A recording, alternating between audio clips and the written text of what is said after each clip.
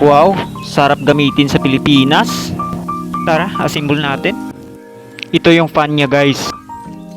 Panghigpit ng fan, charger, battery at saka cord. Damit natin. Ganito lang yung setup guys. Mainit pala yung damit natin para di mapasukan ng mga bagay-bagay na makakasira sa ating fan. Sara mo rin para safe. Higpitan para di kumalas yung fan, kabilaan lang yan.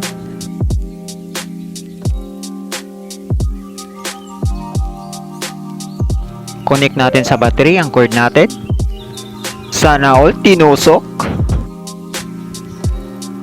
Tinusok na naman. Tali natin para di sumabit.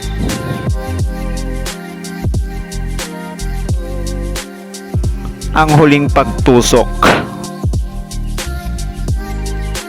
On na natin. May 6 volts, 8 volts, 10 volts, 12 volts. Ikaw na bahala kung saan ka masaya. Sana all masaya. Green naman na ilaw para sa percentage ng ating battery. Mas mahangin pa to sa kapitbahay nyo, 100%. Hahaha. Lagayan ng battery para safe. Mahal pa naman ang battery. 10,000 yen, 4,000 pesos po.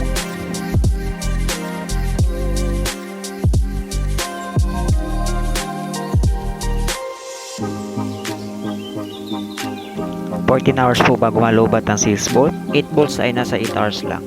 Ang 10 volts ay nasa 6 to 7 hours. Ang 12 volts ay nasa 5 to 6 hours. Charge natin kung nagana ba.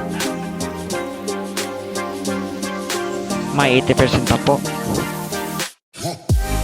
Grabe, angas. Lamig sa katawan, sobra.